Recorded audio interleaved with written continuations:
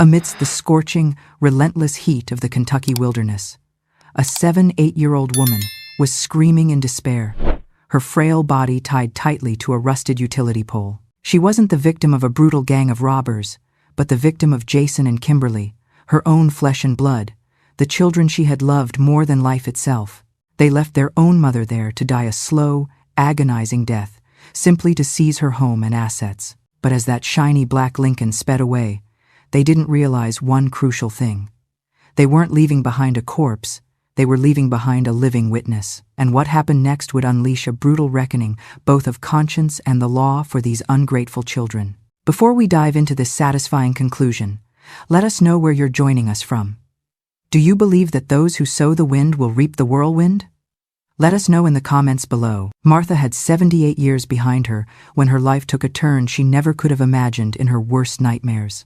That August morning had started like any other, in her modest one-story house on the outskirts of Lexington. She had woken up early, as was her custom for more than 50 years, when her late husband Arthur still woke up beside her, and together they would have breakfast while planning the day. But Arthur had died 7 years ago, and since then, Martha lived alone in that house that was once full of laughter, animated conversations, and the aroma of the meals she prepared with so much love for her family. Now the room seemed too big, too empty, and the silence was so profound that sometimes Martha turned on the radio simply to hear human voices, even if they were strangers talking about news she barely cared about.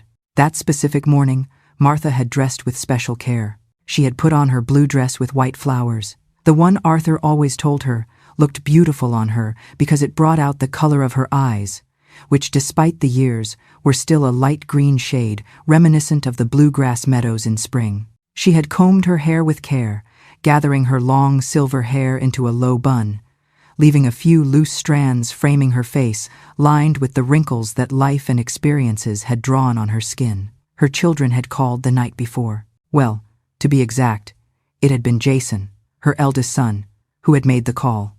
His voice sounded tense, rushed, as always. Jason was 45 years old and worked as a manager at a construction firm. He was always busy, always running from one place to another, always with his phone in his hand, taking important calls that couldn't wait. "Mom," he had said, without preamble, without asking her how she was or if she had eaten well. "Tomorrow at 10 a.m., we're coming to pick you up. Kimberly and I have to talk to you about something important. It's about the house and your future.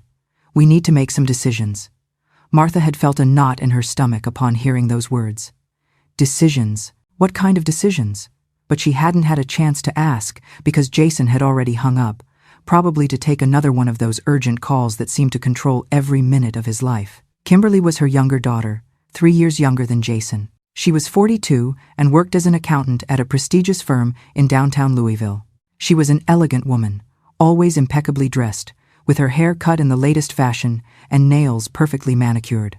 But her eyes, which once shone with the innocence of childhood, now seemed hard, calculating, as if she were constantly evaluating the monetary value of everything around her. Martha had stayed up late that night, turning over in her mind what her children would want to talk to her about. She looked at the photographs covering the living room walls, Jason and Kimberly, as children, smiling, innocent, hugging her with that unconditional love that only children can give. At what moment had they changed so much?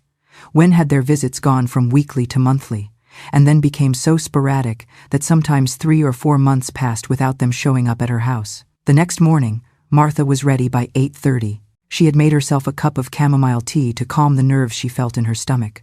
She looked out the living room window, hoping to see Jason's car appear, a brand new black Lincoln he had bought the previous year, and of which he spoke with more pride than he had ever shown when talking about his own personal achievements.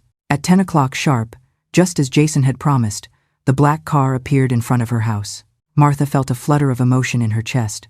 Despite everything, despite the distance that had grown between them, they were still her children, the babies she had carried in her arms, whom she had cared for during the nights when they were sick, whom she had taught to walk, to talk, to be good people. She left the house with her small purse hanging from her arm, locking the door with a key, as she always did. The August sun was already starting to heat up with force, but there was a pleasant breeze moving the leaves of the trees in the small garden she tended with dedication. Jason got out of the car, but he didn't come closer to greet her with a hug as he used to do years ago. He simply nodded and opened the back door of the vehicle for her. "Hi, Mom," he said with a smile that didn't reach his eyes. "Get in. We have to go somewhere so we can talk quietly." Kimberly was in the passenger seat typing something on her smartphone. She looked up for barely a second when Martha got into the car. "Hello, Mother," she said dryly, without smiling, before returning her attention to her phone screen. Martha felt a chill run down her spine despite the heat. There was something in the atmosphere, a palpable tension that made the air inside the car feel dense, heavy. She tried to start a conversation. "How have you been? I haven't heard from you in weeks." "Jason, how is Jennifer and the kids?" "Kimberly, is everything still going well at your job?" Jason kept his eyes fixed on the road, his hands gripping the steering wheel so hard his knuckles looked white. "Everyone is fine, Mom," he replied in a monotone voice. "Very busy. You know how life is." "Yes, we're all very busy," added Kimberly without looking up from her phone. "Not everyone has the luxury of staying at home all day, doing nothing." Kimberly's words fell on Martha like ice water.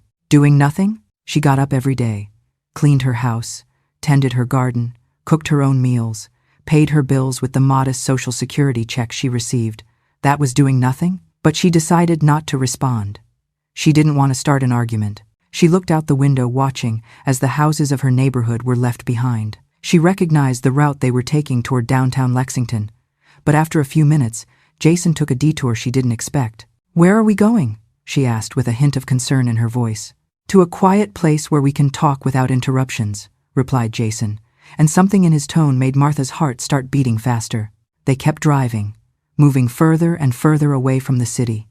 The paved streets gave way to dirt roads. The houses disappeared, replaced by empty lots, and eventually, by the arid landscape of the wild backroads surrounding the city. "Jason, I don't like this," said Martha, her voice trembling slightly. "Why are we going so far? Could we talk at a coffee shop? At a diner?" "Shut up, Mom," snapped Kimberly, turning to look at her with eyes full of fury. "For once in your life, just shut up and let us make the decisions." Martha felt as if she had been slapped. Never in her entire life had either of her children spoken to her that way. Tears began to form in her eyes, but she refused to let them fall. Not in front of them. She wouldn't give them that satisfaction. The car kept moving along that lonely highway in the middle of nowhere. On both sides, the dry, cracked earth extended as far as the eye could see. Dry weeds and thistles dotted the landscape, and the midday sun was beginning to turn the interior of the vehicle into an oven despite the air conditioning. Finally, after what seemed like hours but was probably only 30 minutes, Jason stopped the car in the middle of nowhere. A few yards from the road was a rusted utility pole, one of those old poles that had once illuminated that route but was now abandoned, forgotten like relics of better times. "Get out of the car, Mom," ordered Jason, his voice devoid of any emotion. "What? Why, Jason? What is happening?" Martha's voice was now trembling with fear. Kimberly got out of the car and opened the back door roughly. "We told you to get out. Don't make us repeat it." With trembling legs, Martha got out of the vehicle. The Kentucky heat hit her like a solid wall. The air was so heavy and humid she felt like she was suffocating, her lips cracking in seconds. She looked around, looking for some sign of civilization, some house, some other car, but there was nothing, only the endless fields and that utility pole, standing like a silent sentinel in the midst of the desolation. Jason opened the trunk of the car and took out a thick rope. Martha felt her legs were about to give way under her weight. No, please, what are you going to do?" Her voice was barely a whisper drowned out by terror. "What we should have done years ago," replied Kimberly coldly. "Free ourselves from the burden you represent." The following scenes unfolded like a nightmare from which Martha could not wake up. Jason and Kimberly dragged her toward the utility pole. She tried to resist, tried to scream, but her voice was lost in the immensity of the wilderness. There was no one who could hear her, no one who could help her. With mechanical movements, as if they were performing any ordinary task, her own children tied her to the pole. The ropes squeezed her wrinkled skin, cutting off circulation to her arms. Tears finally began to roll down her cheeks, leaving shiny trails on her dusty face. "Why?" she managed to articulate between sobs. "What have I done to deserve this? I raised you with love. I gave you everything I had." "Exactly," interrupted Jason, his face a mask of resentment. You gave us everything you had, but it was never enough. It was never what we wanted. And now you're old, sick, useless. Taking care of you would cost money we aren't willing to spend. Your house is worth a lot of money, Mom, added Kimberly, pulling a document from her purse. Here is the deed. We are going to sell it. We already found a buyer who is willing to pay a good price for the land. With that money we can live better. Without worries. Martha couldn't believe what she was hearing. All this was for money, for a house, for a piece of land. But it's my house, she said between sobs. It's where I lived with your father, where you grew up. All our memories are there. Memories don't pay the bills, replied Jason dryly. And you already lived your life. Now it's our turn. And what? What is going to happen to me? Asked Martha, although deep in her heart she already knew the answer. A heavy silence settled between them. Jason and Kimberly looked at each other, and in that exchange of glances, Martha could see the truth. They had no plan for her. They were leaving her there to die, for the sun, thirst, hunger, or some wild animal like a coyote to finish what they didn't have the courage to do directly. You can't do this, whispered Martha. I am your mother. I carried you in my womb. I gave you life. And now we are returning the favor, said Kimberly with a cruel smile. We are freeing you from the burden of continuing to live a life that no longer makes sense. Jason and Kimberly began walking back to the car. Martha struggled against the ropes, screamed, begged, cried, reminded them of every sacrifice she had made for them, every sleepless night when they were sick, every meal she had skipped to ensure they had enough, every dream she had abandoned to give them a better education. But her words fell on deaf ears. Jason started the car engine. Kimberly got in without looking back even once, and then the black vehicle began to pull away, kicking up a cloud of dust that enveloped Martha in a golden mist that stung her eyes and throat. No, please, don't leave me here. Jason, Kimberly. Her screams were heart-wrenching, full of a primal desperation that only someone who has been betrayed in the cruelest way by those she loved most can feel. The car got smaller and smaller in the distance until it finally disappeared completely, swallowed by the rolling horizon of the backcountry. It is truly heartbreaking to imagine the terror Martha must be feeling, watched by the very children she raised as they drive away. But as hopeless as this moment seems, Martha's story is far from over. In fact, help is coming from the most unexpected place. As the silence of the wilderness descended upon her, a cruel film reel began to play in Martha's mind. She didn't see the dry weeds or the rusted pole. She saw Jason at 5 years old, bringing her a dandelion with a gap-toothed smile. She felt the weight of Kimberly's sleepy head on her shoulder after a nightmare. How many times had she starved herself so they could have new shoes? How many prayers had she whispered over their fevers? The physical thirst that began to parch her throat was nothing compared to the drought in her spirit. She realized then that the monsters weren't hiding in the dark. They had been sitting at her dinner table for years, masking their greed with hollow smiles. The realization broke something inside her that she wasn't sure could ever be fixed. And Martha was left alone, completely alone, in the middle of nowhere, tied to a rusted utility pole under the relentless midday sun. The silence that followed was deafening. There were no birds singing, no traffic noise, no human voices, only the occasional whistling of the wind, lifting small clouds of dust and rustling the dry leaves of the bushes scattered across the arid landscape. Martha let her head drop, her chin touching her chest. The tears continued to flow, but now silently. She no longer had the strength to scream. Her throat was dry, scratchy, and every breath hurt. The blue dress with white flowers she had chosen with such care that morning was now covered in dust, and the humidity made the fabric stick uncomfortably to her skin. She thought of Arthur, her late husband. What would he have said if he had seen this? If he had seen what his own children, the kids he had loved with all his heart, were doing to their mother? The pain in her chest wasn't just from the heat or the ropes squeezing her arms. It was a deeper, more visceral pain. It was the pain of a betrayal that cut to the soul. The sun continued its relentless ascent toward the zenith of the sky. Martha could feel her skin beginning to burn under the direct rays. Her lips cracked more and more. Thirst began to make itself present, a scratchy sensation in her throat that she knew would only get worse as the hours passed. How much time would pass before someone found her body? Days, weeks, or perhaps never? This road was clearly abandoned, forgotten by progress. The yellow lines on the pavement were almost completely worn away. The asphalt had deep cracks where dry weeds grew. There were no signs that any vehicle had passed through here in a long time. A turkey vulture began to circle over her head. Martha watched it with a mix of fascination and horror. Was it possible that her life would end like this? After 78 years of existence, of fighting, of loving, of sacrificing, would she end up as food for the buzzards in the middle of nowhere? She closed her eyes, trying to block out the image of that scavenger bird circling patiently in the sky. Memories began to parade through her mind, memories of happier times. She remembered the day she met Arthur at a town dance when she was barely 20 years old. He had been so handsome in his dark suit and shy smile. They had fallen in love almost instantly, in that intense and pure way that only young people can fall in love. She remembered their wedding, a simple but beautiful ceremony in the small Baptist church in her town.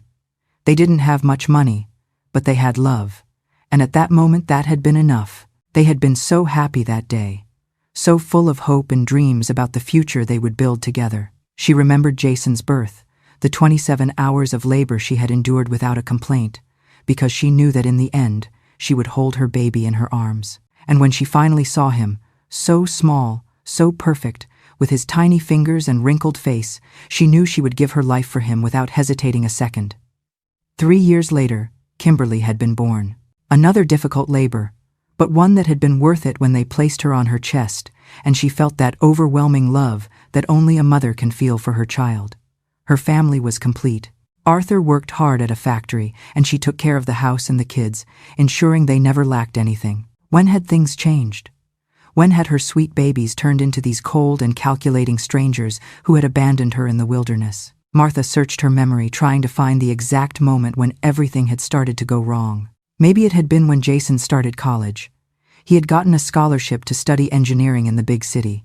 He had come back for holidays that first year, but he was already different. He talked about things she didn't understand, about opportunities and success, about making money and climbing the ladder. He was no longer the boy who sat in the kitchen telling her about his day while she cooked dinner. And Kimberly. Kimberly had always been the more ambitious of the two. Since she was little, she had wanted more than they could give her. She was ashamed of the modest house where they lived, of the clothes that weren't name brand, of the old cars Arthur drove. When she got her job at the accounting firm, she had practically cut all ties with her family, visiting only on special occasions and always in a hurry to leave. Arthur had noticed it too in his last years of life. When illness was already consuming him slowly, he had expressed his sadness over the distance he felt with his adult children. Martha had told him one night, his voice weak but charged with emotion, "I worry about what will become of you when I'm not here. Jason and Kimberly are no longer the children we raised. They have changed. Promise me you will take care of yourself, that you won't give them everything without keeping anything for yourself." She had promised him. She had promised she would be okay, that she would take care of herself. But how could she have guarded against this? How could she have protected herself from the evil of her own children? The hours passed slowly. The midday sun gave way to the afternoon sun, equally relentless, equally cruel. Martha felt her consciousness beginning to cloud. Dehydration, extreme heat, emotional shock, everything combined to push her body beyond its limits. Her head hung forward, her breathing was shallow and labored. The ropes tying her had cut off circulation to her arms, which she now felt completely numb. She was no longer crying. She had no more tears to shed. She felt empty, like a vessel from which all its contents had been spilled. At some point she began to hallucinate. She seemed to see Arthur walking toward her through the heat haze, smiling with that warm smile she had loved so much. He reached his hands out to her, and Martha tried to reach him, but the ropes kept her in place. "Arthur," she whispered with a broken voice. "Arthur, help me!" But the figure vanished, dissolving into the hot air rippling over the pavement. Martha felt a pang of disappointment so deep it threatened to submerge her in total darkness. And then, just when she was about to give up completely, let the darkness envelop her and take her far from this horrible place, far from the pain and betrayal, she heard a sound that at first she thought was another hallucination, the sound of an engine. She opened her eyes with difficulty, her vision blurred and full of dark spots. In the distance, Moving toward her through the mirage created by the heat was a vehicle. It wasn't Jason's black car. It was an old green pickup truck with faded paint moving slowly down the cracked highway. Martha tried to scream, but her dry throat only produced a weak croak. She tried to move her arms, but the ropes held her firmly attached to the pole. She could only watch with her heart beating painfully in her chest as the truck approached. Would they see her? Would they stop, or would they drive past, leaving her to die in this God-forsaken place? The truck was getting closer and closer. Martha could see now that it was an old vehicle, probably from the 82nds, with worn paint and some dents on the body. In the truck bed there were boxes and tools, as if the driver were a worker or a farmer. And then, miraculously, the truck began to slow down. It was stopping. Someone had seen her. A man got out of the truck. He was dark-skinned, with a strong build, his face weathered by the sun and calloused hands of someone who has worked hard all his life. He wore worn blue jeans and a plaid shirt with the sleeves rolled up. His black hair was peppered with gray, and his dark eyes opened with surprise and horror when he saw Martha tied to the pole. "My God," he exclaimed, running toward her. "Ma'am, what happened to you? Who did this?" He began working immediately on the ropes, his fingers strong but gentle, as he tried to loosen the knots Jason had tied so firmly. Martha felt she was about to faint. The man's voice reached her as if from very far away, muffled and distorted. "Hang in there, ma'am. Almost there. Almost free. Hold on a little longer." Finally, the ropes gave way. Martha fell forward, but the man caught her before she hit the ground. With care, he lifted her in his arms, surprised by how little she weighed, as if she were a fragile bird that could break with the slightest sudden movement. "I'll take you to my truck. I have water there. You need to hydrate." He carried her to the truck and sat her carefully in the passenger seat. He took out a bottle of water and opened it, bringing it to Martha's cracked lips. "Drink slowly. Small sips. Like that. Very good." The cool water touched Martha's tongue, and it was as if she had tasted the elixir of life itself. She wanted to drink it all in one gulp, but the man regulated the flow, ensuring she didn't choke. "I'm Charles," the man introduced himself while she drank. "Charles Mitchell. I work as a mechanic in the town about 30 miles from here. I was coming from checking some equipment at a farm when I saw you." He paused, his face showing a mix of worry and indignation. "Who did this to you? Was it a robbery? Criminals?" Martha looked at him, and in that moment, all the emotions she had been holding back, all the pain, betrayal, hopelessness, came to the surface. She began to cry again, but this time, they weren't tears of desperation, but of relief, mixed with a sadness so deep it seemed bottomless. "My children," she managed to say between sobs. "It was my own children." Charles froze, his face showing an expression of absolute disbelief. "Your children? Your own children did this?" Martha nodded, unable to say more. The words stuck in her throat, mixed with sobs that shook her whole body. Charles looked at her for a long moment, and she could see in his eyes a mix of compassion and barely contained fury. That is unforgivable," he said finally, his voice trembling with emotion. "There are no words to describe something like that." Charles's reaction mirrors exactly what we are all feeling right now. It is hard to comprehend such a level of betrayal. Thankfully, this act of kindness marks the turning point Martha so desperately needed, but her battle for justice is only just beginning. He took a deep breath, trying to calm down. "First, I'll take you to the hospital. You need medical attention. Afterward, we'll decide what to do." He started the truck and began driving back the way he had come toward the town. Martha looked out the window, watching as the wilderness passed by. She still couldn't believe she was alive, that someone had found her. How many hours had she been tied to that pole? 3? 4? It had seemed like an eternity. During the drive, Charles glanced at her with concern. "Are you still thirsty?" "There's more water, thank you," whispered Martha, her voice still hoarse.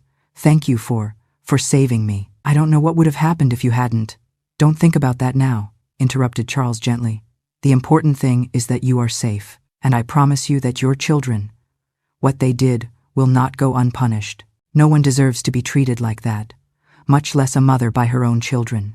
His words brought a fresh wave of tears to Martha's eyes. This stranger, this man who didn't know her at all, showed more compassion and more indignation for what had happened to her than her own children.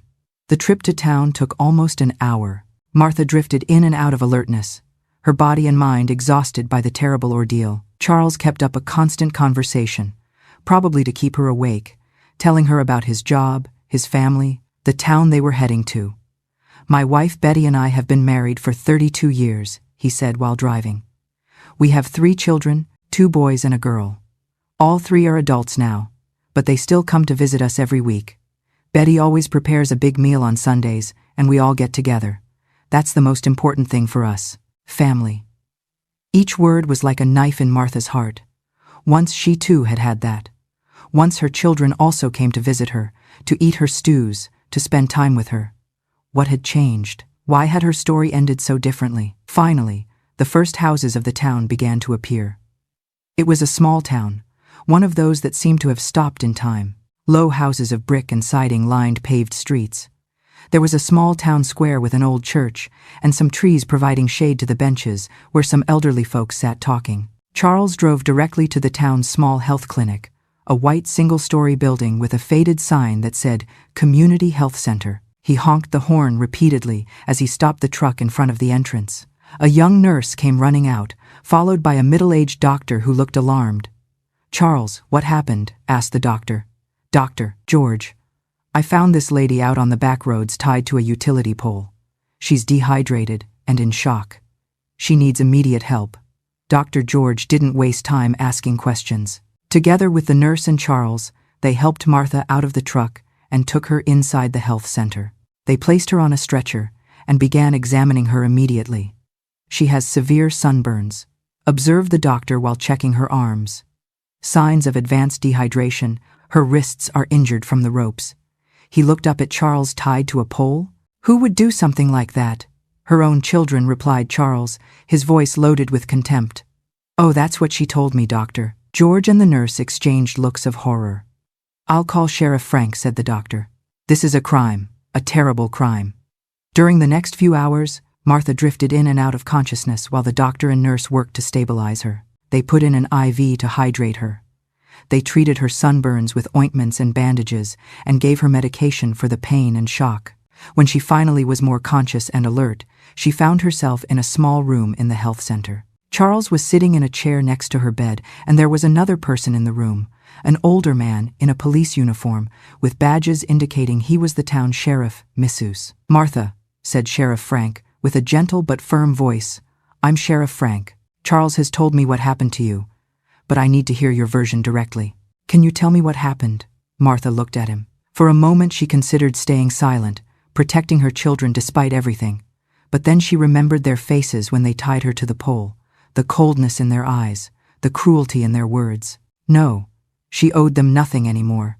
She didn't have to protect them anymore. With a trembling but firm voice, Martha began to tell the whole story from the beginning. She told him about the call from Jason, about how they had picked her up that morning, about the trip to the wilderness, about the ropes and the hurtful words. She told him about her house, about the plans to sell it, about how her children had abandoned her to die. Sheriff Frank took notes in a small notebook, his expression becoming more and more serious with each detail. "Do you have the full names of your children, their addresses?" Martha gave him all the information she possessed. Jason Miller and Kimberly Miller, she stated clearly, providing their addresses, their places of work, and every other detail she could remember. "This is attempted murder," said the sheriff when she finished abandonment with intent to cause death. "It is a very serious felony. I am going to contact the authorities in the city immediately to locate your children and arrest them." But Martha hesitated. "They are my children despite everything." "With all due respect, Missus," Martha interrupted the sheriff, "what they did has no justification, none. And if they aren't punished, they could do the same to another person, or they could come back and try to hurt you again." He was right. Martha knew it, but still a part of her, that part that had been a mother for more than 40 years, felt a sharp pain at the idea of her children being arrested. Charles, who had remained silent during the conversation, leaned forward in his chair. "Mrs. Martha," he said with a soft voice, "I know this is difficult, but you have to think about yourself now. They didn't think about you when they left you in the weeds. They didn't think about everything you had done for them. They only thought about the money, about the house. They don't deserve your protection. Martha closed her eyes, feeling tears roll down her cheeks. Charles was right. The sheriff was right. She had to be strong. She had to allow justice to run its course. "Do what you have to do, Sheriff," she said finally, her voice barely a whisper. Making that choice had to be incredibly painful for a mother, yet it was the only way to ensure they couldn't hurt anyone else. Stay tuned, because Jason and Kimberly aren't going to go down without a fight, and their next move is even more shocking. The sheriff nodded with approval. "I'll make some calls right now. Meanwhile, you rest. Dr. George says you need to stay here at least a couple of days to ensure you recover completely." After the sheriff left the room, Charles stayed a moment longer. "Mrs. Martha," he said, "my wife Betty will come to visit you tomorrow. She'll bring you some things. Clean clothes, home-cooked food. You aren't alone. You aren't alone anymore." His words brought a new torrent of tears, but this time they weren't tears of pain, but of gratitude. This stranger, this kind man who owed her nothing, was offering her more compassion and care than her own children had given her in years. "Thank you," whispered Martha. "Thank you, Charles. I don't know how I can pay you for." "You don't have to pay me anything," interrupted Charles with a warm smile. "This is how things should be. This is how people should treat each other, with kindness, with compassion, especially with our elders, with those who gave us life and raised us." After Charles left, Martha was left alone in the small room of the health center. Through the window she could see the evening sky tinged with orange and pink hues. The sun was finally setting, bringing with it a respite from the brutal heat of the day. She touched the bandages on her wrists, where the ropes had cut her skin. She could still feel the burning of the sunburns on her face and arms, but she was alive. Miraculously, she was alive. She thought of Jason and Kimberly. At this moment they were probably in their houses eating dinner, watching television, sleeping peacefully in their comfortable beds. Would they think of her? Would they feel any guilt or remorse? Or would they simply go on with their lives as if nothing had happened? As if they hadn't left their own mother to die on a back road? The door to the room opened softly. It was the nurse who had helped earlier. "Do you need anything, Mrs. Martha? More water? Something for pain?" I just want to know," said Martha. "How could I raise children capable of doing something like that? Where did I fail?" The nurse approached and took her hand gently. "You didn't fail at anything," she said firmly. "A mother's love cannot create cruelty in a child's heart. That is something they chose. They made those decisions. It's not your fault. It will never be your fault." Martha wanted to believe those words.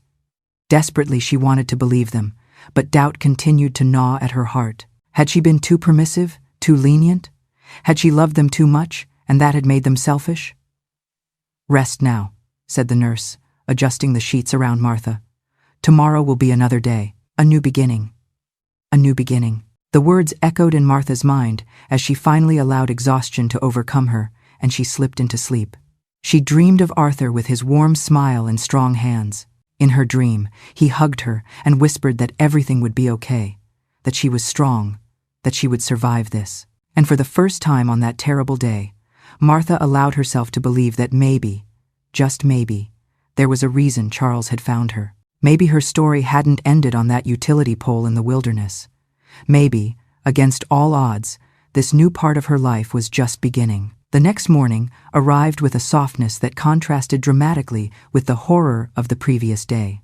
The first rays of sun filtered through the curtains of the small health center room, painting golden patterns on the white walls. Martha woke up slowly, disoriented at first, not recognizing where she was. Then everything came back to her like an avalanche. The black Lincoln, the desolate road, the ropes, the cold faces of Jason and Kimberly. Her whole body tensed with the memory, and her breathing accelerated. But then she felt the softness of clean sheets, the relief from pain thanks to the medication, and she remembered Charles, Sheriff Frank, the kindness of strangers who had saved her. The door opened softly, and Dr. George entered with a reassuring smile. "Good morning, Mrs. Martha. How do you feel today?" "Sore," admitted Martha. "But alive." "I'm alive and I will remain so," assured the doctor while checking her vital signs. "Your blood pressure is stabilized, hydration is improving, Burns are responding well to treatment." He paused and looked at her with warmth. "You have a strong spirit, Mrs. Martha. Not everyone would survive what you went through." Martha didn't feel particularly strong. She felt broken, betrayed, as if a fundamental part of her being had been torn out by the roots. But she nodded weakly, thanking the doctor's kind words. "Sheriff Frank will come later this morning," continued the doctor. "He has news for you, and Charles called too. He said his wife Betty would come to visit you after breakfast." Breakfast consisted of a mild broth and some toast, the only thing her stomach could tolerate after the terrible experience. The nurse, who had introduced herself as Olivia, stayed with her while she ate, chatting about trivial things that helped distract Martha's mind from the whirlwind of emotions she felt. "The town is small," said Olivia, while adjusting Martha's pillow, "but the people are good. Everyone looks out for each other. When you arrived here yesterday, the news spread quickly. Many people have asked about you, wanting to know if you're okay, offering help." Martha felt a lump in her throat. Strangers worried more about her than her own children. It was a realization that hurt as much as the burns on her skin. Around 10 inches the morning, the door opened, and a woman of about 55 years old entered with brown hair tied in a braid and warm eyes that radiated kindness. She was carrying a large bag and smiling with genuine friendliness. "Mrs. Martha," she said softly. "I'm Betty, Charles's wife. My husband told me what happened to you. I came to bring you some things I thought you might need." Betty approached the bed and began taking things out of her bag.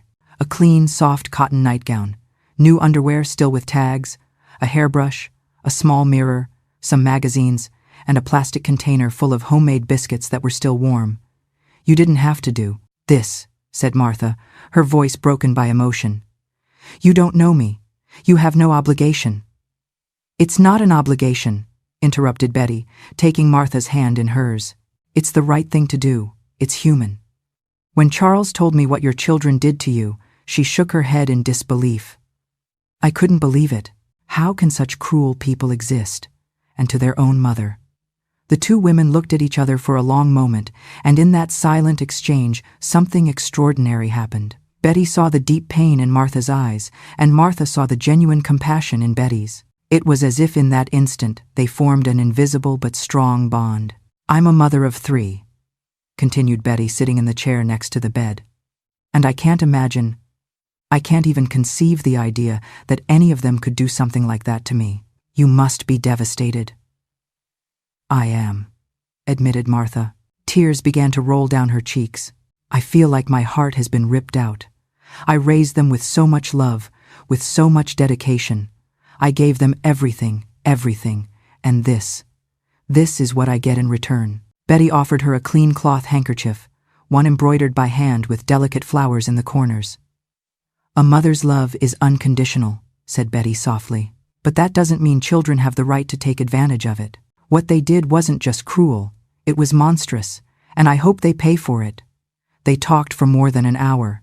Betty told her about her own family, about her children who came every Sunday to eat, about how she and Charles had raised their children with values of respect and gratitude. She told her about the town, about the close-knit community that existed there, so different from the lonely and isolated life Martha had been living in the city. "When you recover," said Betty before leaving, "I would like you to come to dinner at our house.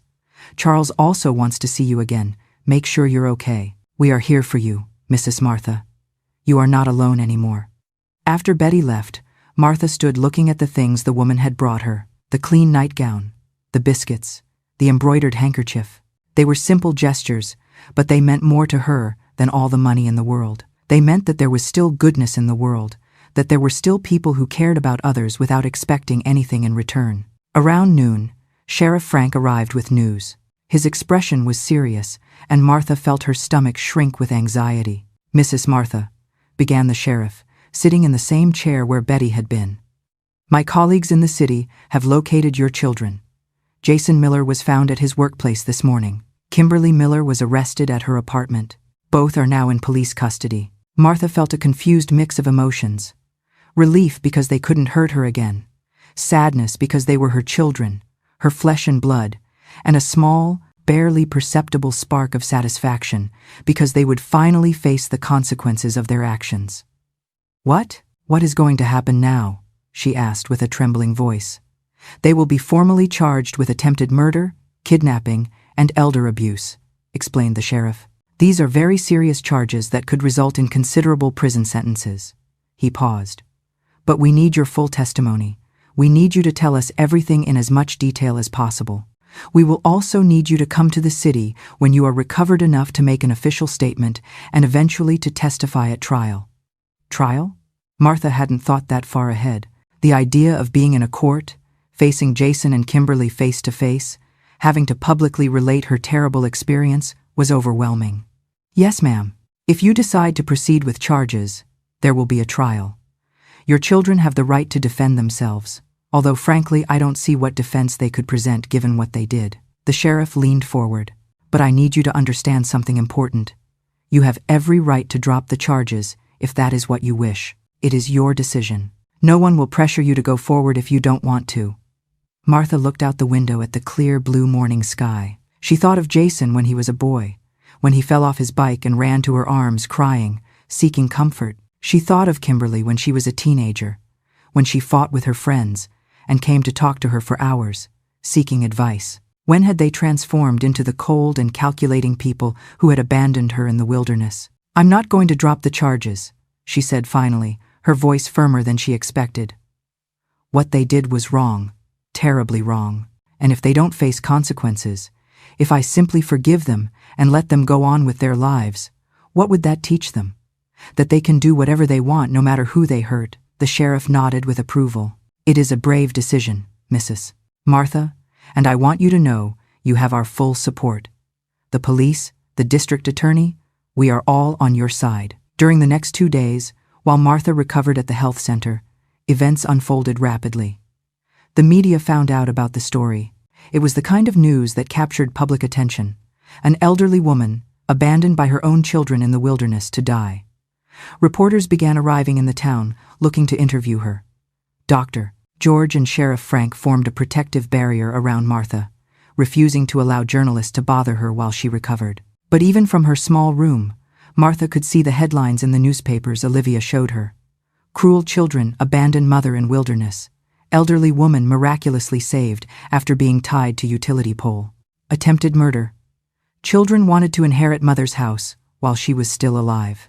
The story spread across entire pages with photos of the road where Charles had found her, of the utility pole she had been tied to, and unfortunately also photos of her being taken to the health center. Martha felt exposed, vulnerable, as if her worst moment was being exhibited for the whole world to see.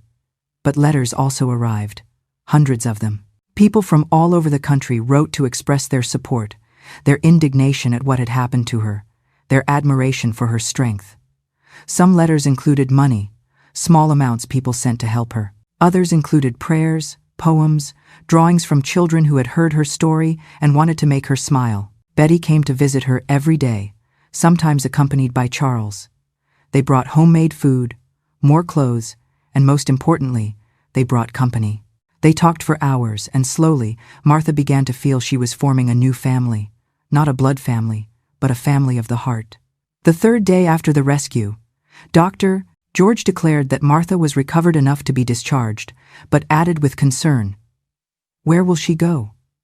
"Her house in the city. I understand her children intended to sell it." "Do you have a place to stay?" That was a question Martha had been asking herself. Her house, the house where she had lived with Arthur, where she had raised her children, was it still hers?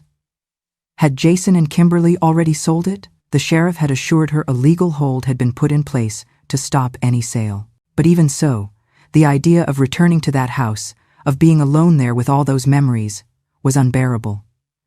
"She can stay with us," said a voice from the door. Martha looked up and saw Betty and Charles standing in the doorway. Betty had a determined expression on her face. "We have an extra room in our house," continued Betty.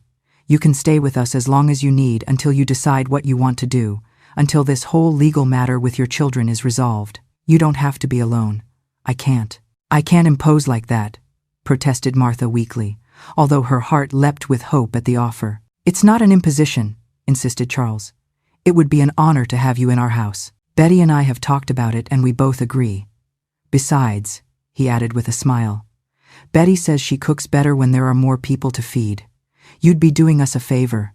Martha looked between the two kind faces in front of her and felt that her heart, which had been shattered by the cruelty of her own children, was slowly beginning to heal, thanks to the kindness of these strangers who had become something much more important. "Thank you," she whispered, tears rolling down her cheeks once more.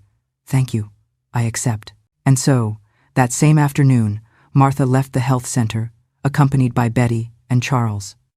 Olivia, the nurse, came out to say goodbye, hugging her tightly. "Take care, Mrs. Martha," she told her. "And remember, you are stronger than you think." Betty and Charles's house was in the center of town, a wood frame house painted a soft yellow with blue window frames. There was a small garden out front with colorful flowers that Betty tended with care, and a porch with 2 wooden rocking chairs where, according to Betty, she and Charles sat every evening to watch the sunset. The interior of the house was cozy and clean, with simple but well cared for furniture. The walls were covered with family photos, weddings, baptisms, graduations, happy moments captured in time. Martha felt a pang of nostalgia for the days when her own house had been that full of life and love. The room they showed her was small but perfect. It had a twin bed with a colorful handmade patchwork quilt, an antique wooden dresser, and a window overlooking the backyard garden. It was simple, but it was cozier than any place Martha had been in years. "Take your time to settle in," said Betty. "Dinner will be in a couple of hours. Our children are coming tonight. We told them about you, and they are eager to meet you." After Betty and Charles left her alone, Martha sat on the bed feeling the softness of the quilt under her hands. She looked around the small room, and for the first time since waking up in that terrible car heading to the wilderness, she allowed herself to feel a small spark of hope. Maybe, just maybe, her life hadn't ended. Maybe a new chapter was beginning. It wouldn't be the chapter she had imagined. It wouldn't include her biological children, those she had raised with so much love, only to be betrayed in the cruelest way. But it would include these kind people who had shown her that there was still light in the world, that there were still reasons to keep going. She got up and went to the window. The afternoon sun bathed the garden in golden light. She could see Charles working in a small shed, probably repairing some tool. She could hear Betty in the kitchen, the comforting sound of plates and pots as she prepared dinner. Martha placed her hand on the window glass, feeling the heat of the sun on her palm. Yes, she thought. Yes, she could do this. She could survive. She could heal, and maybe someday she could even thrive again. But first, she would have to face Jason and Kimberly. She would have to look them in the eyes in that court and tell her story. She would have to be strong in ways she had never had to be before. And with the help of Charles, Betty, and all the kind people she had found in this small Kentucky town, Martha knew she could do it. It is truly heartwarming to witness Martha finding the love and respect she deserves with the Mitchells, proving that family is defined by loyalty, not just blood. However, this peaceful interlude is merely the calm before the storm.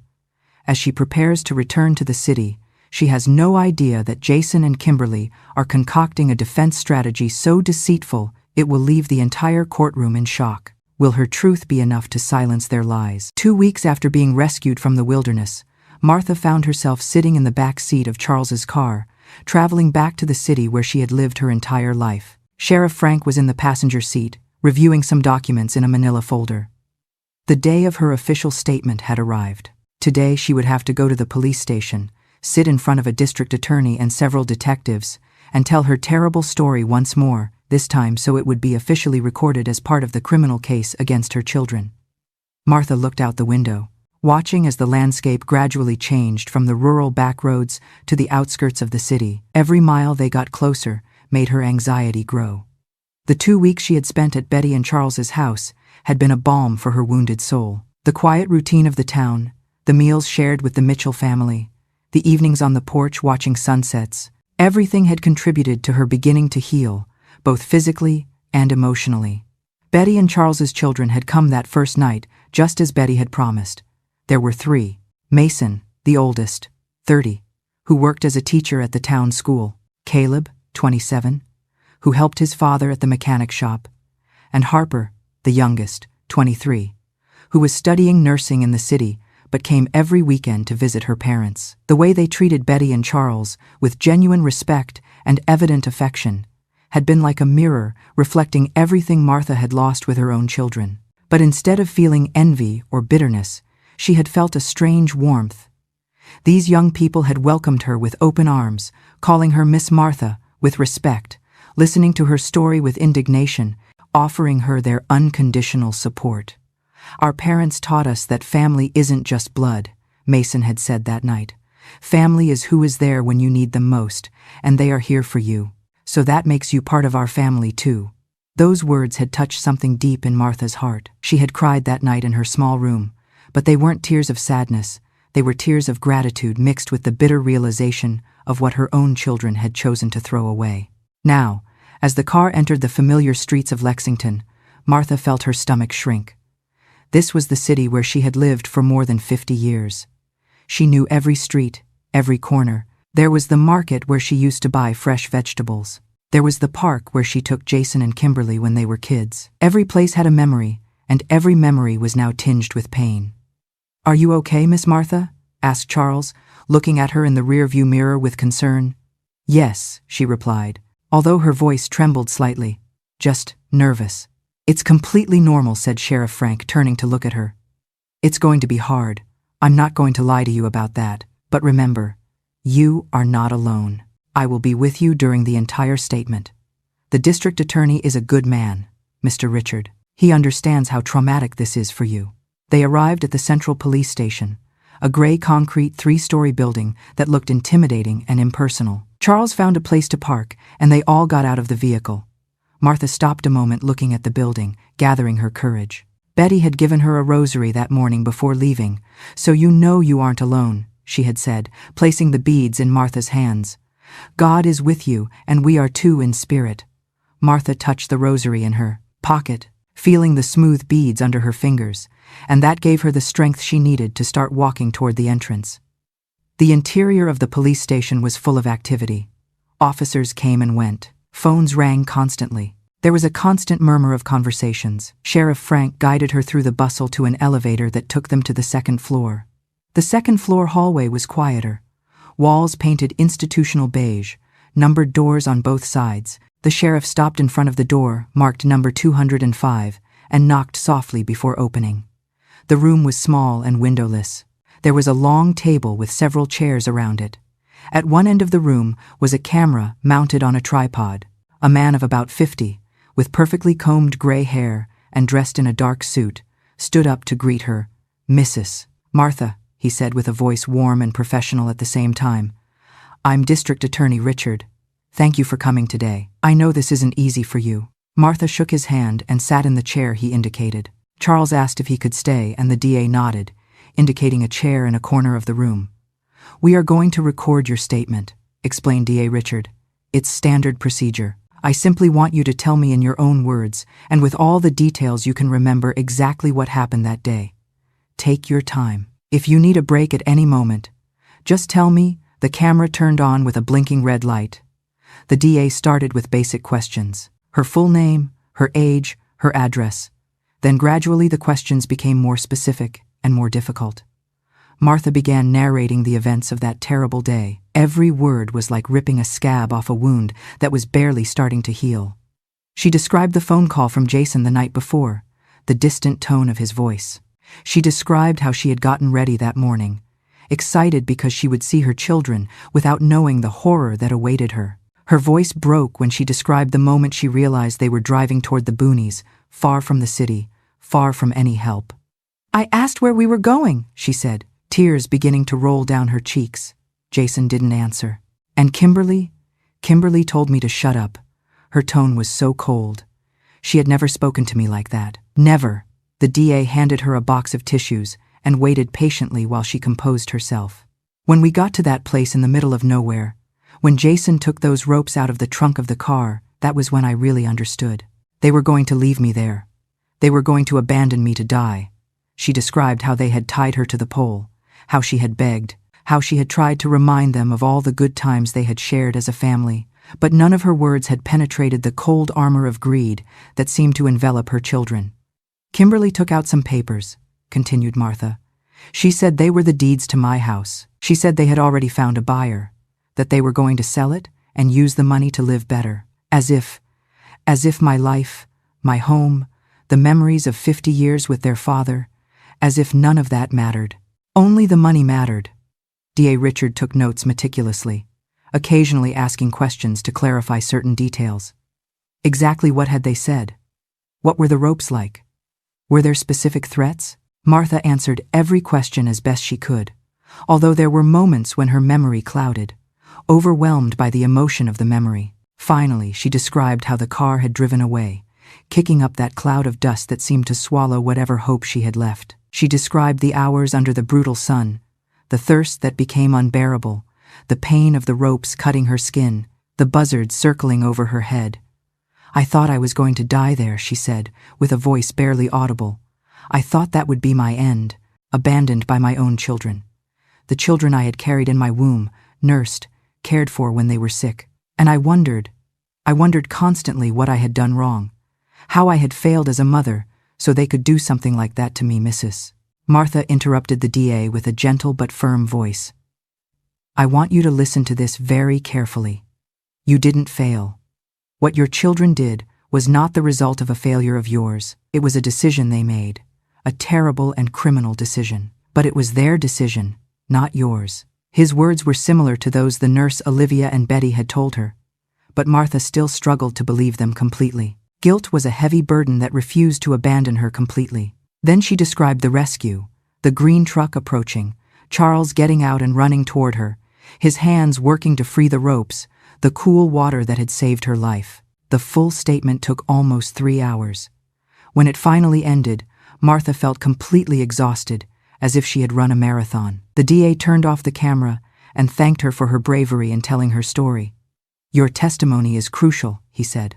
"With this, along with Charles Mitchell's testimony and the physical evidence we have, we will build a solid case. Your children are going to face justice, Mrs. Martha, I promise you." Sheriff Frank accompanied her to a small waiting area where Charles waited with coffee and something to eat. Martha could barely swallow, her throat closed by the emotion of having had to relive those terrible moments. "The hard part is over," said the sheriff, trying to comfort her. "Now we just have to wait for the case to go to trial. That will probably be in a few months." But there was something else. D.A. Richard entered the waiting area a few minutes later with a serious expression on his face. "Mrs. Martha, there is something you need to know. Your children's lawyers have requested they be granted bail while awaiting trial. The hearing to decide on bail is tomorrow afternoon." Martha felt as if ice water had been dumped on her.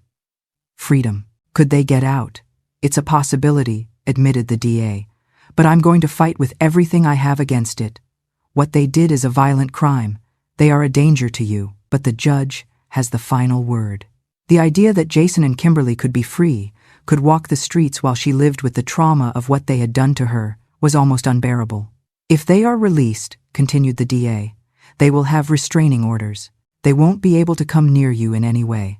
But I understand your concern, and we will do everything possible to ensure they remain detained until trial." That night, back at Betty and Charles's house in town, Martha barely slept. She tossed and turned, imagining terrible scenarios. What if Jason and Kimberly were released? What if they came looking for her? What if they tried to finish what they had started in the wilderness? Betty noticed her distress at breakfast the next morning. "He's not going to let them hurt you," she said firmly. "Neither Charles nor I will allow it. This whole town won't allow it. Everyone knows your story now. If your children set foot here, 100 people would see them and warn us immediately."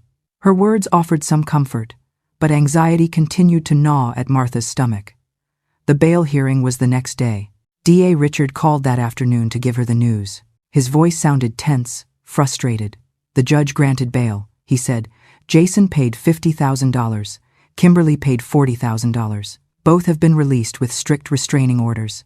They cannot come within 500 yards of you. They cannot contact you in any way, directly or indirectly." Martha slumped into a chair, feeling her legs couldn't support her. But continued the DA, "I have to tell you something else. There have been interesting developments. Both have made public statements through their lawyers. They claim it was all a terrible misunderstanding, that they never intended to abandon you, that they simply wanted to take you to a quiet place to talk about your future, and that when they got to the back road, you had an episode. They say you suffer from dementia and became violent, and that they tied you temporarily to prevent you from hurting yourself while they went to get help." Martha couldn't believe what she was hearing. Violent dementia? That That is a complete lie. I don't have dementia. And they didn't go to get help. They left and left me there to die.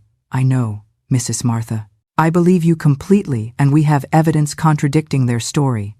Dr. George examined you extensively and found no signs of dementia. You are completely lucid and competent.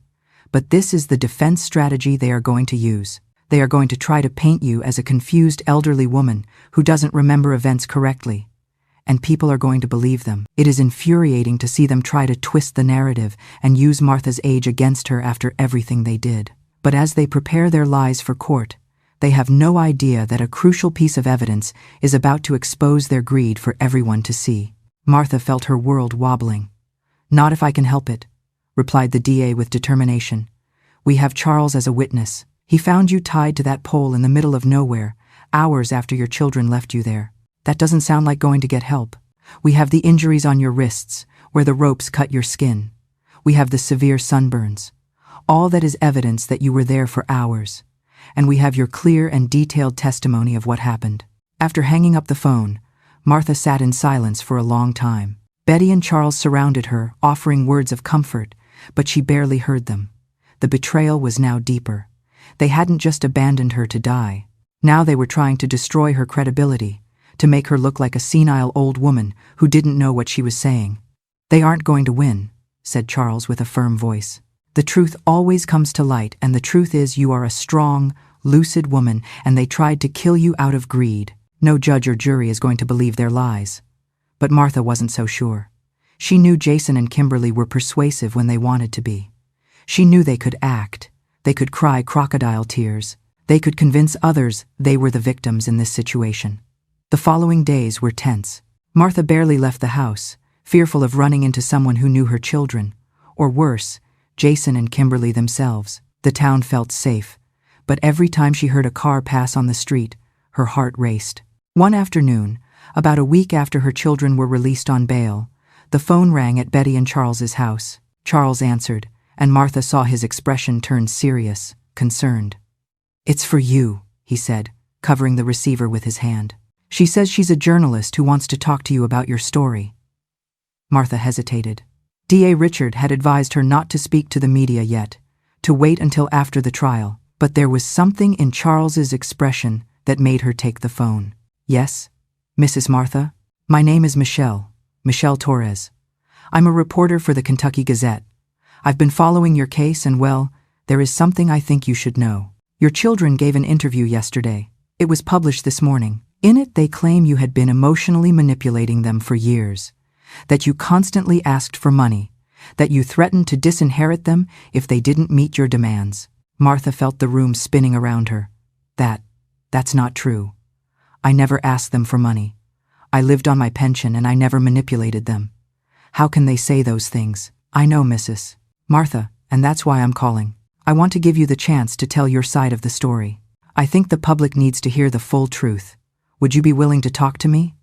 Martha looked at Charles and Betty, who had been listening to the conversation. Charles nodded slowly. The truth needs to be told, he said. If they are going to lie publicly, you have the right to defend yourself. And that was how 2 days later, Martha found herself sitting in Betty and Charles's living room, opposite a woman of about 35, with a recorder between them. Michelle Torres had warm eyes and a gentle way of asking questions that made Martha feel comfortable quickly. For 2 hours, Martha told her whole story, not just the events of that terrible day in the wilderness, but her whole life.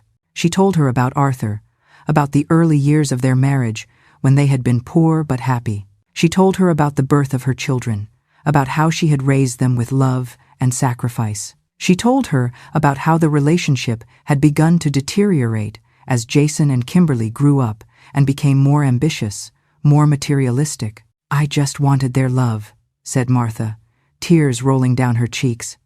I just wanted them to visit me once in a while, to call to see how I was. I didn't ask them for money. I didn't manipulate them. I just wanted to be their mother, and they decided it was more convenient for me not to exist. Michelle listened attentively, occasionally taking notes, but mostly just letting Martha talk. There is something I want to ask you, said Michelle when Martha finished. After everything they did to you, after the cruelty and betrayal, Is there any part of you that still loves them, that wishes you could forgive them? It was a profound and painful question. Martha remained silent for a long time, searching inside her heart for an honest answer. Part of me will always love them, she said finally. They are my children. That will never change completely. But the love I feel now is mixed with so much pain, so much disappointment. I don't know if I can ever forgive them. I don't know if I want to forgive them. What they did was unforgivable, and they have to face the consequences of their actions. The interview was published on the front page of the newspaper 3 days later. It was extensive, covering 2 full pages with photographs of Martha, of the spot in the wilderness where she had been abandoned. And to Martha's surprise, also photographs of her with Betty and Charles, showing the new family she had found. The headline read, "A Mother's Love Betrayed, the True Story of Martha." The public response was immediate and overwhelming. The newspaper received hundreds of letters of support for Martha. Social media filled with comments condemning Jason and Kimberly. A small protest even sprung up in front of the firm where Jason worked, with people holding signs that said, "Greed is no excuse for crime and justice for Martha." DA Richard called to inform her that the publicity was playing in her favor. "The jury will be selected from the general population," he explained. "And thanks to this interview, public opinion is completely on your side. That puts pressure on the judicial system to ensure justice is done." But the publicity also had an effect Martha hadn't anticipated. Jason and Kimberly responded through their lawyers with a statement that was equally published in the newspapers. In it, they presented themselves as loving children who had only wanted the best for their mother, who were devastated by the accusations, who loved her deeply despite her having changed in her later years. "Our mother suffers from mental health issues," said the statement. "We have tried to get her help, but she refuses. This incident on the back road was a terrible misunderstanding. We never intended to harm her. We just wanted to talk to her about moving to a place where she could receive the care she needs. But she became violent, and in the chaos of the moment we made decisions that we now deeply regret." It was a carefully constructed narrative, designed to generate sympathy and doubt. Martha read the statement with a mix of disbelief and fury. "How can they lie like that?" she asked Betty. "How can they say those things so easily?" "Because they are desperate," replied Betty. "They know what they did was terrible. They know the evidence is against them. So they are trying to build a defense, no matter how many lies they have to tell and if people believe them." Martha felt fear growing in her chest. "The truth always prevails," said Betty with conviction. "It may take time. It may be a painful process. But in the end, the truth always comes to light." Martha wanted to believe that. Desperately, she wanted to believe it. But she had lived enough to know the world wasn't always fair, that sometimes bad people won, that sometimes justice wasn't served.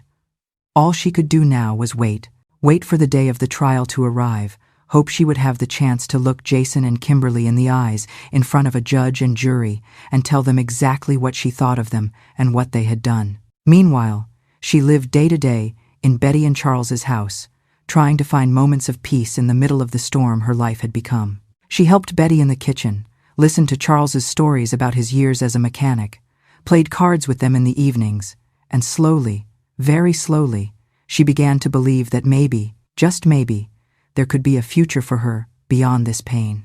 A future where she could genuinely smile again, where she could sleep without nightmares, where she could trust people again. But first, she would have to go through the trial, and that, Martha knew, would be the hardest test of all. 6 months after that terrible day in the wilderness, Martha found herself standing in front of the imposing courthouse. It was a gray stone building with tall columns and marble steps that seemed designed to intimidate. The sky above her was cloudy, threatening rain, as if even the weather reflected the emotional weight of the day. Charles and Betty were by her side, one on each side, like protective guards. Also present was Harper, the youngest daughter of the Mitchells, who had asked for the day off from her studies to accompany Martha on this crucial day. "Ready?" asked Charles softly. Martha nodded.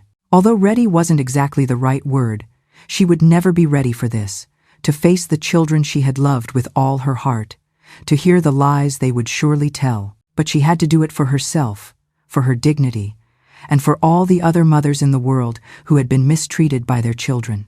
They walked up the steps slowly. Martha had carefully chosen her clothes for this day, a navy blue 2-piece suit that Betty had helped her buy. Comfortable, but elegant shoes, her silver hair pulled back in a neat bun.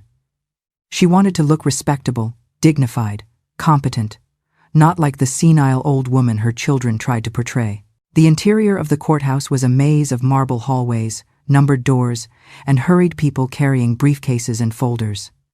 D.A. Richard waited for them on the second floor, in front of courtroom number 3. "Good morning, Mrs. Martha," he greeted with a reassuring smile. "How do you feel?" "Terrified," admitted Martha honestly. "It's completely normal," assured the DA. "But I want you to remember something important. You only have to tell the truth. That is all. You don't have to worry about anything else. The truth is enough." He explained briefly how the trial would proceed. First, opening arguments from both sides. Then, the prosecution would present its witnesses and evidence. Then the defense would have its turn. Finally, closing arguments and jury deliberations. "You will be my main witness," said the DA. "You will probably testify on the second or third day of the trial. The defense lawyers will try to discredit you, try to confuse you with their questions. But stay calm. Answer honestly. Don't let them pressure you into saying something that isn't true." The courtroom doors opened. It was a large room with a high ceiling and dark wood panels on the walls. There were rows of benches for the public that were already filling up with curious journalists. And Martha noticed with a pang in her heart some familiar faces, neighbors from her old neighborhood, people who knew her, who knew Jason and Kimberly when they were kids. The jury was seated in a raised section to one side of the room, 12 people of different ages and backgrounds, all looking forward with serious expressions. They would be the ones to decide the fate of Jason and Kimberly. And then Martha saw them. Her children were sitting at the defense table, each flanked by a lawyer dressed in an expensive suit. Jason wore a dark gray suit that made him look professional and respectable. Kimberly wore a conservative beige dress, with her hair combed back in a way that made her look younger, more vulnerable. When Martha entered the room, they both turned to look at her. For a brief moment their eyes met, and Martha searched their faces for some sign of remorse, some sign of the guilt they surely must feel. But she saw nothing, only coldness. Kimberly even offered her a small, sad smile, as if she were a concerned daughter watching her poor sick mother. It was pure acting, and Martha felt a wave of nausea. She sat in the section designated for victims and witnesses with Charles, Betty, and Harper around her, like a protective shield. The murmur of conversations filled the room as everyone settled. "All rise," announced the bailiff when the judge entered the room. He was a man of about 60, with completely white hair and an expression suggesting he had seen all kinds of cases throughout his career. He sat at his elevated bench and banged his gavel once. "Court is in session. The People versus Jason Miller and Kimberly Miller. Case number 7516. D.A. Richard, you may proceed with your opening statement." D.A. Richard stood up and walked to the center of the room, where everyone could see him clearly. He opened a folder and began to speak with a clear, strong voice. "Your Honor, members of the jury, what you are about to hear is a story that will break your heart. It is a story about betrayal in its purest form, about greed that led two people to commit an act so cruel, so inhumane, that it is hard to believe it could be real." He paused, letting his words resonate in the room. Martha is a 7-8-year-old woman, a widow, mother of 2 children, whom she raised with love and sacrifice. Throughout her life, she did what good mothers do. She put her children's needs above her own. She gave them education, food, a home. She gave them unconditional love. The DA walked toward the table where Jason and Kimberly were, pointing at them, and these 2 individuals, her own children, decided that their mother was no longer useful to them. They decided that the house where she lived was worth more than her life. So, on an August day last year, they drove her to the wilderness, tied her to a utility pole, and left her there to die of dehydration, heat stroke, or to be devoured by wild animals. Several jury members made gestures of disgust. One, a middle-aged woman, even brought her hand to her mouth in horror. "During this trial," continued the DA, "you are going to hear Mrs. Martha's testimony. You are going to see the photographs of her injuries. You are going to hear from the man who found her and saved her. You are going to see indisputable physical evidence of what happened that day. And in the end, I am going to ask you to do justice, to declare these 2 individuals guilty of premeditated attempted murder." The DA returned to his seat. The judge nodded and addressed the defense. Defense attorney, your opening statement. Jason's lawyer stood up. He was a man of about 40 with dark hair, perfectly combed, and a smile that Martha found almost reptilian. Members of the jury. He began with a soft, reasonable voice. The story you just heard sounds terrible, and if it were true, I myself would want to see my clients punished. But here is the problem. It is not true. Not in the way the prosecution is presenting it. He walked toward the jury, speaking directly to them as if they were old friends. The truth is much more complicated and much sadder. Martha is without a doubt a woman who deserves compassion. But she is also a woman who, unfortunately, has been suffering from cognitive decline for the last few years. Early-stage dementia. Her children, my clients, had been worried about her. They had been trying to convince her that she needed help, that she needed to move to a place where she could be properly cared for. Martha felt her blood boil. Cognitive decline, dementia, were blatantly lies. That August day, continued the lawyer, Jason and Kimberly took their mother for a drive, hoping to have a difficult conversation with her in a quiet place, far from the distractions of the city. But when they arrived at the area where they stopped, Mrs. Martha had an episode. She became agitated, violent even. In an attempt to prevent her from hurting herself or them, they secured her temporarily to the pole. Then Jason told Kimberly to drive back to the city to get professional help while he stayed with his mother. The lawyer paused dramatically. But when Kimberly returned with medical help barely an hour later, her mother was no longer there. Someone had found her and taken her. And in her confusion, in her deteriorated mental state, Mrs. Martha constructed a different narrative of what had happened. A narrative in which her loving children are cruel villains. Lie, shouted Martha, unable to contain herself. That is all a lie. The judge banged his gavel loudly. Order. Mrs. Martha, understand that you will have your chance to testify, but for now you must remain silent. Charles took Martha's hand, squeezing it gently. She was trembling with fury and frustration. The lawyer continued with his false narrative, painting Jason and Kimberly as concerned and dedicated children who had only made the mistake of underestimating the severity of their mother's mental condition. It was a masterful performance, and Martha could see that some jury members seemed to be considering his words. When the lawyer finished and sat down, D.A. Richard called his first witness, Charles Mitchell. It is terrifying to watch how easily a skilled lawyer can twist the truth, making a victim look like the villain to a jury that doesn't know better. Martha's outburst, while understandable, is exactly what the defense wanted. But don't lose hope yet. Charles is about to take the stand. Will his simple honesty be enough to shatter the defense's perfectly constructed lie? Charles walked to the stand with firm steps. He looked uncomfortable in the suit Betty had made him buy for the occasion, but he spoke with a clear and direct voice when the DA began asking him questions. Mr. Mitchell, please tell the jury exactly what you saw the day you found Mrs. Martha. Charles described how he had been driving down that lonely back road, how he had seen the figure tied to the utility pole, how he had run toward her, initially thinking it was a heat-induced hallucination. She was in terrible condition, said Charles, his voice loaded with emotion, sunburned, dehydrated, with her wrists bleeding where the ropes had cut her skin. She was barely conscious. If I had passed by there an hour later, I don't think she would have survived. And did you notice any sign that anyone had returned to help her? Any indication that her children were waiting for medical help nearby? Asked the DA. Nothing, replied Charles firmly. There was no one else for miles around. Just her, tied to that pole like an abandoned animal. The defense lawyer stood up for cross-examination. Mr. Mitchell, you found Mrs. Martha around 2 inches the afternoon. Correct. Around that time, yes. And at what time had her children left her there, according to her testimony? Charles hesitated. I'm not sure exactly. She was very disoriented when I found her. Exactly, said the lawyer with a smile. So it is possible, isn't it true, that she had been there only an hour or even less time, given her injuries, the level of dehydration, the sunburns? She had to have been there several hours.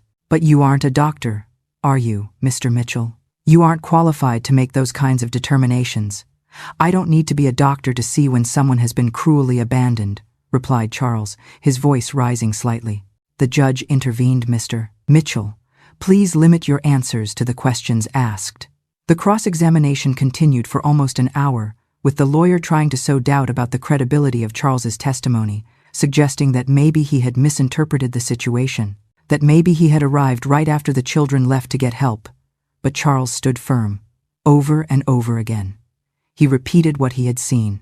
An elderly woman, abandoned in the wilderness, tied to a pole without water, without protection, without any sign that anyone planned to return for her.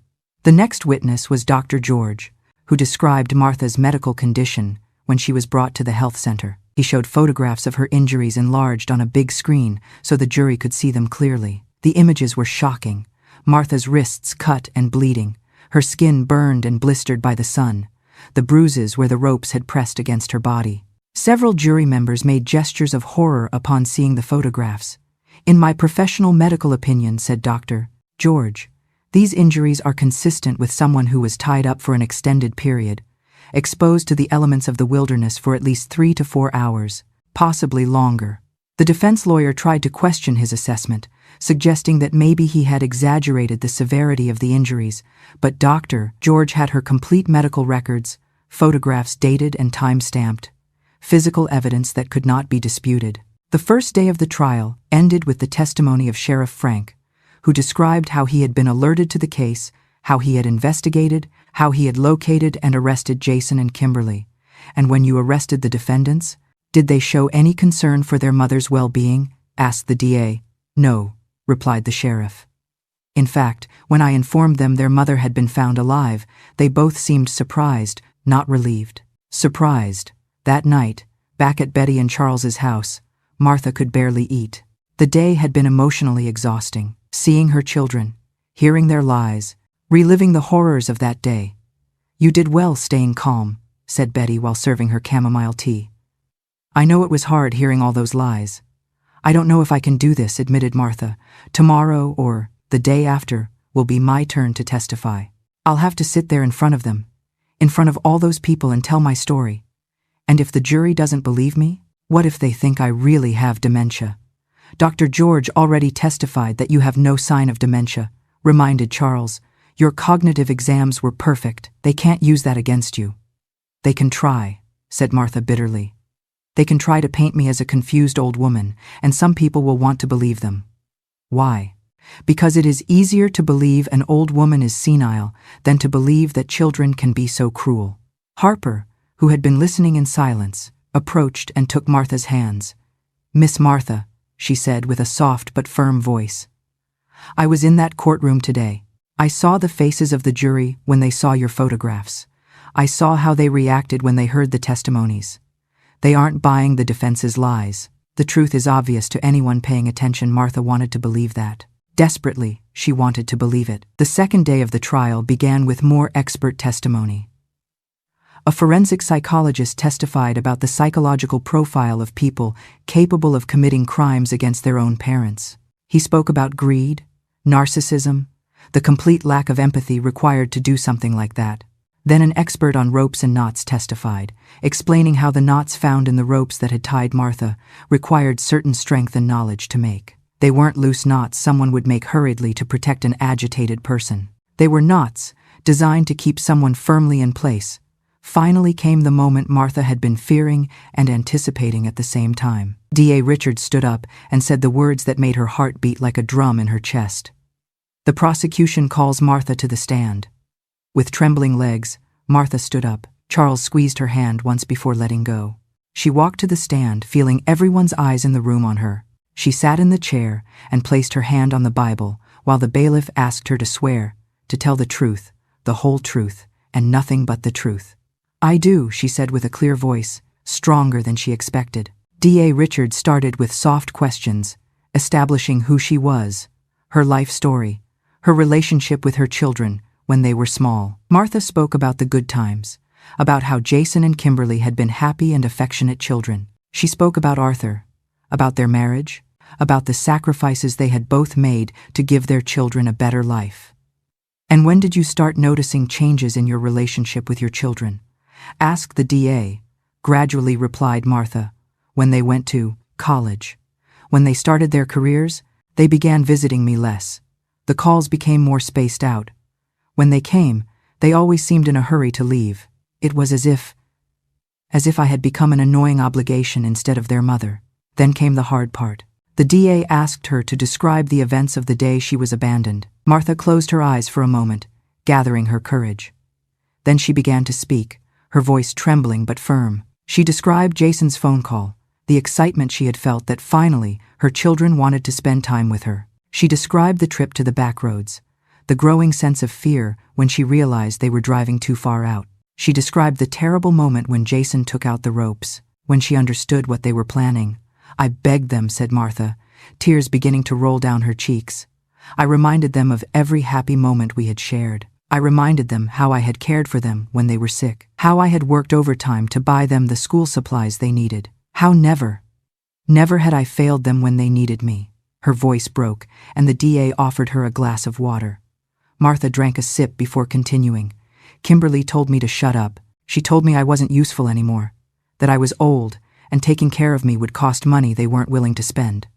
Jason didn't even look me in the eyes while tying me up. It was as if I wasn't his mother anymore, as if I were just an annoying object they needed to get rid of."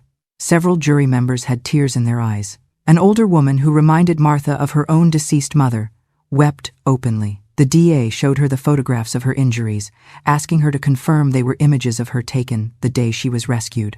Martha nodded, looking at the images with a mix of horror and sadness. It was hard to believe that battered and burned woman in the photographs was herself. Finally, the DA asked Mrs. Martha, "Is there any possibility you misinterpreted your children's intentions that day? Any possibility that they were really trying to help you and something went wrong?" Martha looked him directly in the eyes. Then she turned her gaze toward the jury. "No," she said with absolute certainty. "There is no possibility of that. I know exactly what happened that day." Standing up to her abusers took immense courage, proving that Martha is not the frail victim they tried to portray. However, the trial isn't over yet, and the prosecution is about to reveal a document that will silence Jason's defense once and for all. "I know exactly what they said, and I know they left me there expecting me to die. The only reason I am alive today is because Charles Mitchell had the compassion my own children didn't have." The cross-examination was brutal. Jason's lawyer tried to confuse her with rapid-fire questions, trying to make her contradict herself on details. Exactly what time did they arrive at the back road? How long was she tied to the pole? Did you hear Kimberly specifically say they were leaving her to die? Did you see Jason drive back to the city? Martha answered every question as best she could, admitting when she wasn't sure of a specific detail, but standing firm on the main facts. "Mrs. Martha," said the lawyer with an almost compassionate voice, "is it possible the traumatic experience distorted your memories? That in the confusion and heat of the day, you misinterpreted what your children said or did?" "No," replied Martha firmly. "I know what they said, I know what they did, and no trauma is going to erase that from my memory." The cross-examination lasted almost 2 hours. It was exhausting, frustrating, and at several moments Martha felt she was on the verge of breaking. But every time she felt she was about to give in, she looked toward where Charles, Betty, and Harper were seated and found the strength to continue. Finally, the judge declared a recess for lunch. Martha almost collapsed when she stepped down from the stand. Charles was there immediately, holding her up. "You did incredible," he whispered in her ear. "You were perfect." During the recess, DA Richard met with them in a small conference room.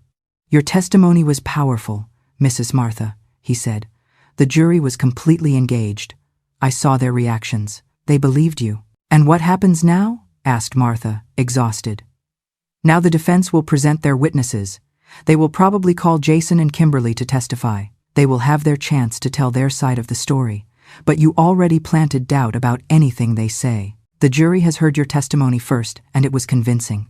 The rest of the day was dedicated to defense witnesses. A former neighbor testified she had noticed Martha sometimes seemed confused, although she admitted under cross-examination that her interactions with her had been minimal and superficial. A doctor hired by the defense testified about dementia and cognitive decline, although he also had to admit under questioning that he had never personally examined Martha. It was obvious the defense was trying to build a narrative of reasonable doubt, but each of their witnesses was easily discredited by DA Richard during cross-examination. The third day of the trial began with the moment everyone had been waiting for. Jason Miller took the stand. He wore his best suit, had his hair perfectly combed, and when he swore to tell the truth, his voice sounded firm and sincere. He was the image of a respectable, professional man, someone you could trust. His lawyer began with questions designed to make him look like a loving and concerned son. Jason, tell the jury about your relationship with your mother. I love my mother deeply, said Jason. And Martha almost choked on the hypocrisy of those words. She has always been a strong, independent woman, but in recent years we noticed changes. She became more forgetful, more irritable. My sister and I were worried. He continued weaving his web of lies. He described how they had tried to convince Martha she needed help, that she should consider moving to a place with more care.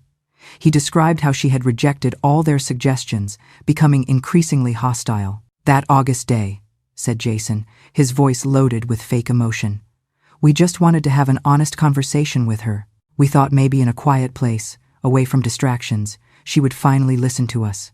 And what happened when you got to the wilderness? My mother became very agitated. She started screaming, hitting us. We were worried she would hurt herself. And now I realize, it was a terrible mistake. We secured her temporarily to the pole while we decided what to do. And then what? I told Kimberly to drive back to the city to get medical help.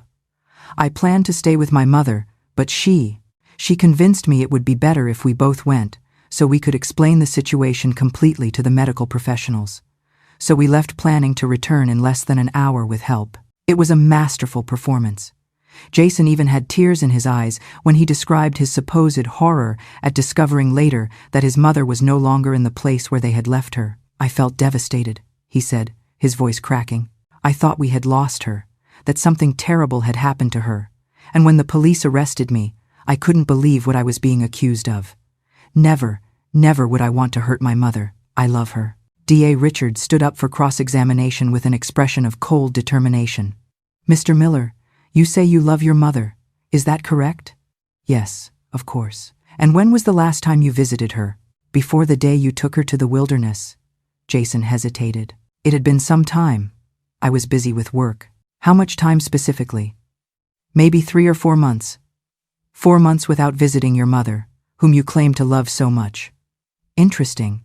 And how many times did you call her during those 4 months? I'm not sure exactly. Martha sat in the gallery, her hands gripping the wooden bench until her knuckles turned white. She wasn't listening to the lawyer's strategy anymore. She was studying the face of the man on the stand. It was the same face she had kissed 1,000 times, yet she realized with a chilling clarity that she was looking at a stranger. There was no remorse in his eyes, only the panicked calculation of a trapped animal. Seeing him sweat, seeing him lie so effortlessly about loving her while his debts were exposed, didn't bring her the satisfaction of revenge. Instead, it brought a profound, quiet grief. It was the funeral of her motherhood. In that moment, the umbilical cord was finally, painfully cut. She wasn't losing a son today. She was realizing she had lost him years ago to the cold idol of greed. And for the first time in months, she felt the heavy chains of guilt fall from her shoulders. It wasn't her fault. It had never been her fault. No, that's not true. Then explain this. The DA pulled a document from his folder. This is a sales contract for your mother's property, dated 2 weeks before the day you took her to the wilderness. Can you explain how you planned to sell a house that didn't belong to you while your mother was still living in it? This is the moment where their web of lies finally unravels. Proof that this wasn't an accident, but a calculated plan based on greed. If you're rooting for Martha, keep listening, because the judge's final sentencing is going to be exactly what they deserve. Jason was speechless. His face paled and his hands trembled visibly. We were going to talk to her about that. Talk to her or get rid of her so she couldn't object? Objection, shouted the defense lawyer. The prosecutor is badgering the witness. Sustained, said the judge. D.A. Richard, moderate your tone. But the damage was already done. The jury had seen the documentary evidence. They had seen Jason sweating and stuttering, unable to provide a coherent explanation. The cross-examination continued for another hour, with the DA systematically dismantling every part of Jason's story. By the time he finally finished, Jason looked like a destroyed man, his mask of concerned son completely shattered. Kimberly was called to the stand next. Her strategy was slightly different. She cried a lot, talking about how much she loved her mother, about how this terrible situation was a misunderstanding. But the DA was equally prepared for her. He pulled out bank statements showing Kimberly also had financial problems. He showed text messages between Jason and Kimberly from weeks before the incident, where they specifically discussed the value of their mother's house and how they could solve the problem of her not wanting to sell. "We need to find a permanent solution." Read the DA from one of the messages. "What exactly did permanent solution mean, Miss Miller? We just wanted to convince her." Convince her or eliminate her? "We never said anything about eliminating her. But that was the plan, wasn't it? Take her far enough away, leave her in conditions where she wouldn't survive, and then inherit her property?" No, that's not true. But her denial sounded hollow, especially when the DA presented more messages, more evidence of the planning that had occurred before that fatal day. Closing arguments were presented the fourth day of the trial. The defense lawyer did his best to sow reasonable doubt, arguing it was all a terrible misunderstanding, that his clients had made errors in judgment, but not crimes. But DA Richard was devastating in his closing argument. "Members of the jury," he said, walking in front of them. "During this trial you have heard two very different stories. On one hand, you have the story of Jason and Kimberly Miller, a story that changes according to the evidence presented, a story full of contradictions and convenient forgetfulness." He turned toward where Martha was sitting. "And on the other hand, you have the story of Martha, a story that has been consistent from the first moment, a story backed by physical evidence, photographs of her injuries, testimony from the man who found her, medical records, text messages showing her children's planning." He paused, letting his words resonate. "This case is not complicated. It is simple and heartbreaking. Two people decided money was more important than their mother's life. They made a conscious decision to take her to the wilderness and leave her to die. Only by luck, by the kindness of a stranger, did she survive to tell us the truth." He walked toward the defense table, pointing at Jason and Kimberly. "These individuals do not deserve your compassion. They do not deserve the benefit of the doubt. What they deserve is to face justice for the horrible crime they committed. I ask you to view the evidence clearly, to listen to your consciences, and to return a verdict of guilty on all charges." The judge gave his instructions to the jury, explaining the law, defining legal terms, describing how they should deliberate. Then the jury retired to begin their deliberations, and then began the wait. Jury deliberations lasted 2 full days. 2 days of agony for Martha, who waited in a small hotel near the courthouse along with Charles and Betty. She couldn't eat, could barely sleep. Every hour that passed felt like an eternity. "What does it mean they are taking so long?" she asked Charles on the morning of the second day. "Does it mean they aren't sure, that maybe they believed Jason and Kimberly?" "Not necessarily," replied Charles, although his own concern was visible. "A case like this, with such serious charges, requires careful deliberation. It's a good sign they are taking their time to consider all evidence." DA Richard kept them informed. He called every few hours to tell them there was still no verdict, that the jury had asked to review certain evidence, that they had asked the judge questions about specific legal definitions. "This is all normal," he assured them. "We just have to be patient." But patience was almost impossible. Martha found herself constantly reviewing her testimony in her mind, wondering if she had said something wrong, if she had forgotten to mention some important detail. Betty tried to distract her with conversations about other topics, about plans for when all this was over, about a small party they wanted to throw in her honor in town. But Martha could barely focus on anything other than the trial. The afternoon of the second day of deliberations, Charles's phone rang. It was DA Richard. "The jury has reached a verdict," he said. "You need to be in court in 30 minutes." The trip back to the courthouse was a blur. Martha felt as if she were outside her body, watching everything from a distance. Her hands trembled as she climbed the building stairs. The courtroom was even more full than during the trial. Journalists crowded the front rows. There were TV cameras outside the building. This story had captured the attention of the whole country, becoming a symbol of the growing disconnection between generations, of the danger of extreme materialism. Martha took her seat with Charles and Betty by her side. Jason and Kimberly were already there, sitting at the defense table. Both looked pale and nervous. The judge entered, and everyone stood up. Then the jury was escorted back into the room. Martha studied their faces, trying to read some clue about what they had decided, but all maintained carefully neutral expressions. "Has the jury reached a verdict?" asked the judge. The jury foreman, a middle-aged man with glasses, stood up. "Yes, Your Honor. In the case of the People versus Jason Miller, how does the jury find?" The foreman looked directly at Jason. "On the charge of attempted first-degree murder, we find the defendant guilty." A murmur ran through the room. Martha felt her legs go weak. Charles took her hand and squeezed it tightly. "On the charge of kidnapping, we find the defendant guilty. On the charge of elder abuse, we find the defendant guilty."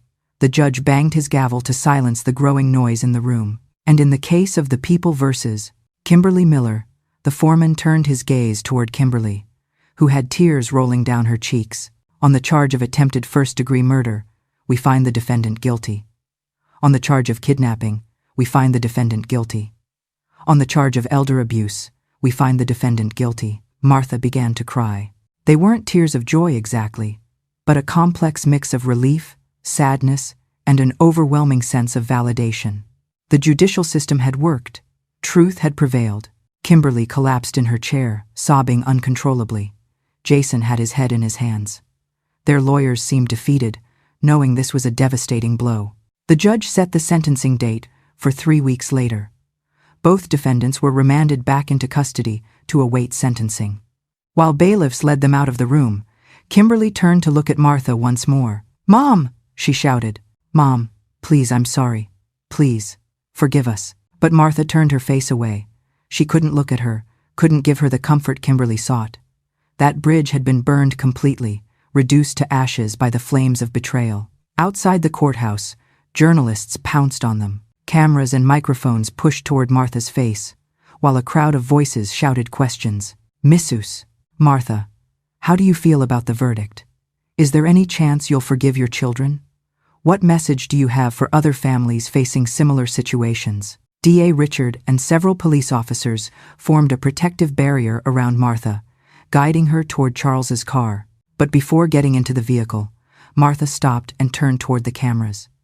Everyone quieted down, waiting for her words. "Today," said Martha with a clear voice, "justice was served, but there is no victory here.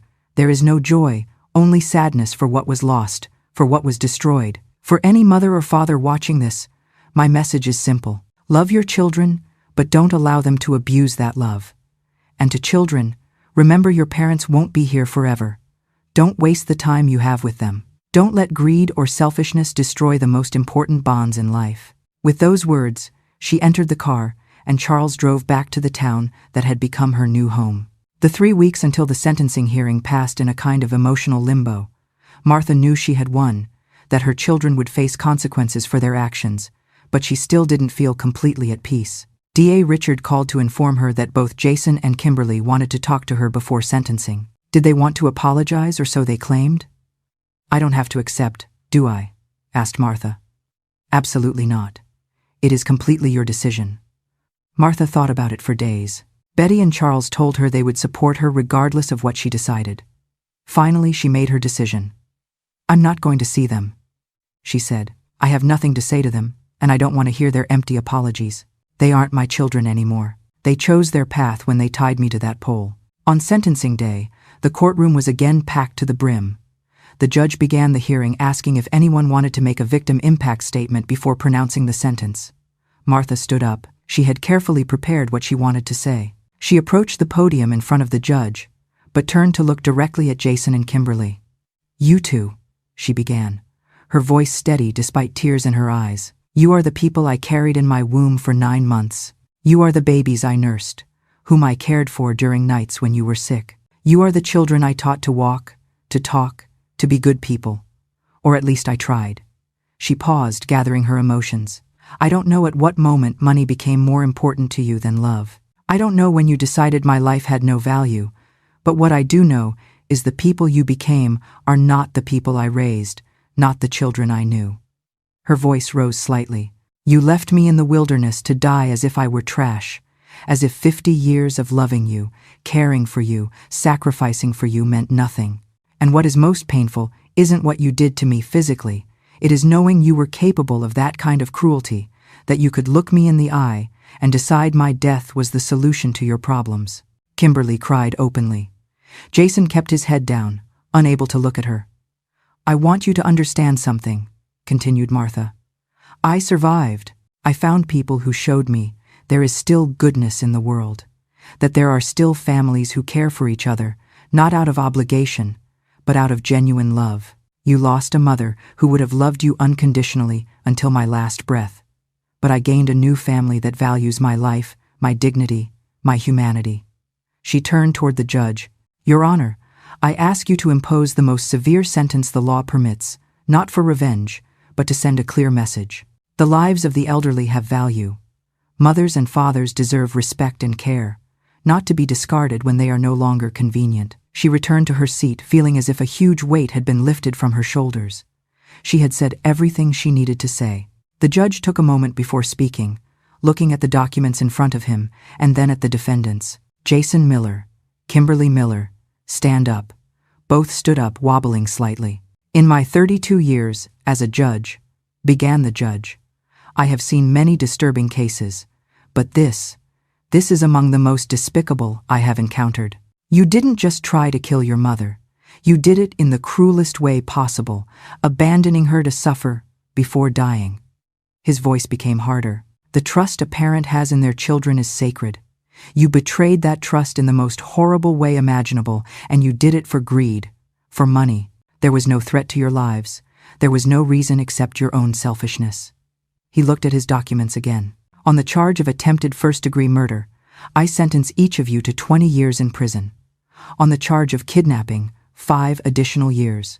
On the charge of elder abuse, 3 additional years. Sentences will be served consecutively, not concurrently.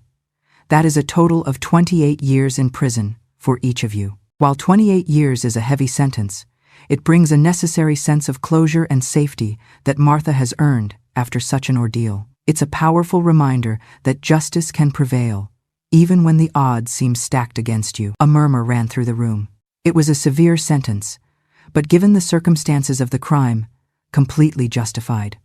Furthermore, continued the judge, I order that upon your release, if that date arrives, you will have permanent restraining orders against Martha.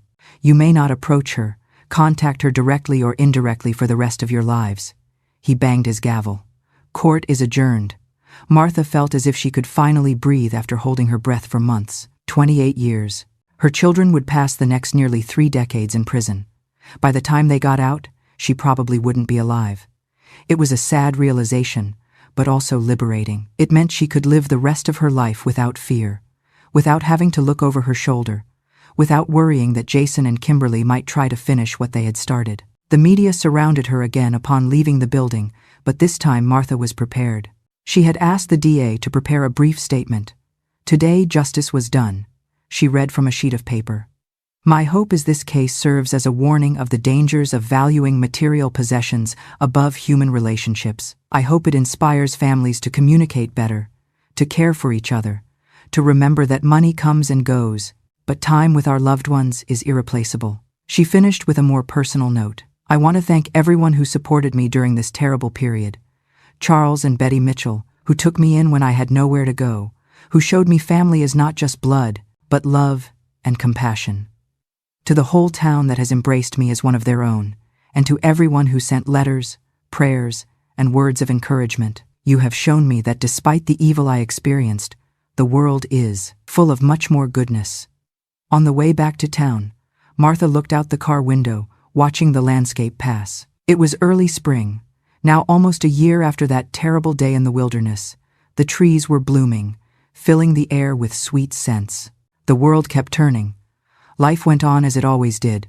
What are you thinking about? Asked Betty softly from the front seat. Everything, replied Martha. How much has changed in a year? How different my life is now. For better or worse? Asked Charles. Martha considered the question. She had lost her children. She had experienced unimaginable betrayal. She had been on the verge of death, but she had also found a new family. She had discovered reserves of strength she didn't know she possessed. She had learned she deserved to be loved and respected for the better, she said finally, surprising herself by the certainty in her voice. I wouldn't choose to go through what I went through again, but it brought me here to you. to this new life. And for that, strangely, I am grateful. When they arrived in town, they were greeted by a scene Martha would never forget. The town residents had organized a celebration in her honor. The town square was decorated with banners and balloons. There were tables full of food different families had prepared. A small stage had been set up where a local band was playing music. "What is all this?" asked Martha, completely surprised. "It's for you," said Betty with a radiant smile. "The town wanted to celebrate your strength, your bravery. They wanted to show you how much you mean to all of us." As Martha got out of the car, people began to applaud. Some came over to hug her, others offered flowers. Small children handed her drawings they had made for her. The town mayor, an older man with an impressive mustache, went up on stage and asked for silence. "Martha," he said with a strong voice, "you came to our town under the most terrible circumstances. You were treated with a cruelty no one should experience. But your strength, your dignity, your refusal to be destroyed by that cruelty has inspired everyone who knows your story." The crowd applauded again. "Therefore," continued the mayor, "on behalf of all residents of this town, we want to declare you an honorary citizen. This is your home now for as long as you want to stay. You are part of our family." He presented her with a framed certificate, declaring her an honorary citizen of the town. Martha took it with trembling hands, tears rolling freely down her cheeks. "I don't know what to say," she whispered. "I never expected." "You don't have to say anything," said Betty, hugging her tightly. "Just accept the love. Accept that you are valued, that you are wanted." The celebration continued well into the night. There was music, dancing, food, and above all, laughter. Martha found herself surrounded by people who genuinely cared about her, who wanted to know her story beyond the headlines, who saw her as a complete person and not just a victim. At one moment in the night, Martha found herself sitting on a bench at the edge of the square, taking a break from the noise. Harper, Charles and Betty's youngest daughter, sat next to her. "Miss Martha," said the young woman, "I want you to know something. I've been studying nursing because I want to help people, but your story, what happened to you, has made me want to specialize in elderly care. I want to make sure no one else has to go through what you went through." Martha took the young woman's hand. "That is beautiful, Harper. You are going to make a wonderful difference in many people's lives." "It's thanks to you," said Harper. "Your bravery in telling your story, in fighting for justice, has opened many people's eyes to the problem of elder abuse. You have started important conversations. You have changed lives." Martha had never thought of her experience that way. She had been so focused on her own pain, on her own fight for justice, that she hadn't considered the broader impact her story could have. "If something good can come of all this," said Martha, "if my story can prevent another person from being treated like I was treated, then maybe it was worth living it." As the night advanced and the celebration began to wind down, Charles and Betty accompanied Martha back to her house. On the porch, before entering, Martha stopped and looked at the stars shining in the night sky.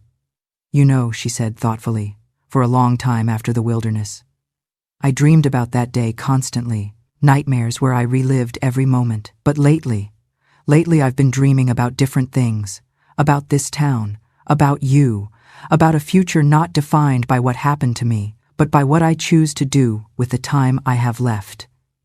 "And what do you want to do?"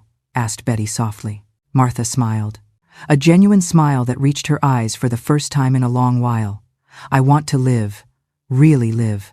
I want to spend time with the people I love. I want to help at the community soup kitchen, maybe teach some kids to cook the recipes I learned from my mother. I want to do things that matter, that have meaning. I want to show I'm not just a victim of a tragedy, I am a survivor, and my story doesn't end with what Jason and Kimberly did to me. My story continues." Charles put his hand on Martha's shoulder. "And we are going to be here with you for every chapter of that story for as long as you want." And so it was. The following months and years brought a new life for Martha.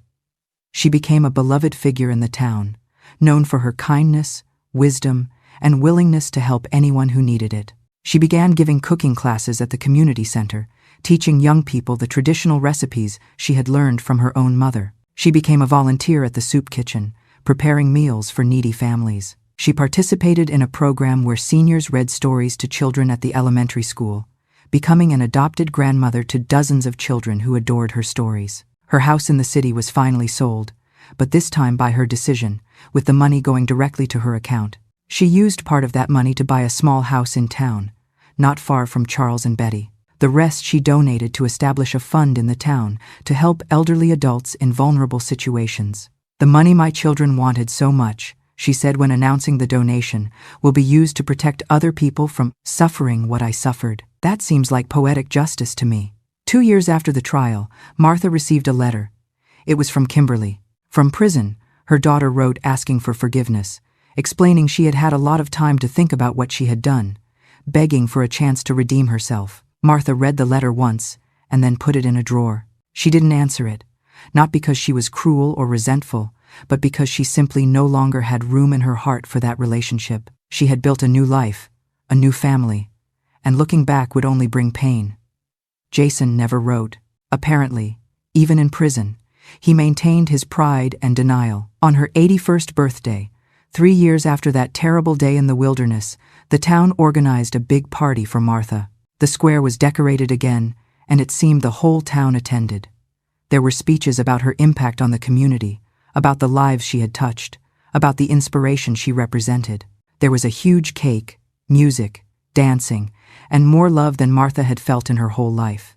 At the end of the night, when the party began to disperse, Martha found herself standing in the same spot where Charles had found her years ago. No, where she arrived in town first. Betty approached and stood next to her. "What are you thinking?" she asked. "About how strange the paths of life are," replied Martha. 3 years ago, I was tied to a pole in the wilderness expecting to die. I was sure my life had ended, that there was no future for me. And now, look at all this. Look at what I have." She gestured toward the people still remaining in the square, laughing and talking. "I have more family now than I ever had.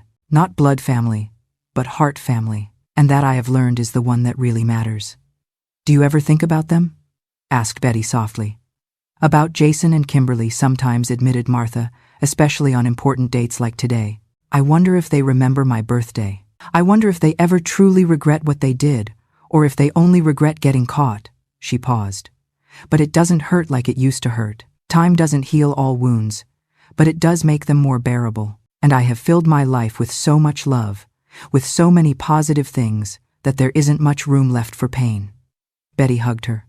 "You are one of the strongest people I have known, and I feel honored to call you my friend, my sister, my family." 5 years after the incident, when Martha was 83, she received an unexpected invitation. A national organization against elder abuse wanted to honor her with a special award for her bravery in speaking about her experience and for her subsequent work in raising awareness about the problem. The ceremony would be in Washington, D.C., with national media coverage. At first, Martha hesitated. The idea of reliving everything publicly again was daunting. But Charles and Betty encouraged her. "Your story needs to be told," said Charles. "There are so many older people suffering in silence, being mistreated by their families and feeling they have nowhere to go, no one to turn to. If they hear your story, if they see you survived and thrived, it could give them the courage to seek help." So Martha accepted, and on a sunny October afternoon, she found herself standing on a stage in front of hundreds of people, accepting a Crystal Award while the audience stood and applauded. But the most significant thing wasn't the award, it was what happened after. In the following days and weeks, Martha received hundreds of letters from people all over the country. Some were from seniors sharing their own stories of abuse or neglect. Others were from adult children, mortified by Jason and Kimberly's actions, vowing to be better to their own parents. One letter in particular touched Martha deeply. It was from a 65-year-old woman who had been emotionally abused by her daughter for years. Martha's story had given her the courage to seek help, to leave that toxic situation. Now she was living in a women's shelter, but for the first time in years, she felt hope. "You saved me," the woman wrote. "Your bravery gave me bravery. Your story showed me I wasn't alone, that I deserved better. Thank you for speaking out. Thank you for being so strong." Martha placed that letter in a special place in her home. It was a reminder that her suffering hadn't been in vain, that something positive had come out of that terrible experience. It is profoundly moving to witness how Martha transformed her deepest trauma into a lifeline for others, proving that even the darkest chapters can lead to a purposeful ending. She has truly found peace, but as time marches on, A final headline is about to arrive, one that confirms justice isn't just a moment in court, but a permanent reality. 10 years had passed since that terrible day in the wilderness. On a sunny spring morning, Martha sat on her favorite porch with a newspaper in her hands. She was now 88 years old. Her hair was completely white as snow, her face lined by time but also by the smiles of a life well lived. The newspaper headline caught her attention. Parole denied for siblings convicted of attempted murder of mother. Jason and Kimberly had applied for early parole after serving 10 years of their sentence. The parole board had reviewed their case and determined they still posed a potential risk. Their release had been denied.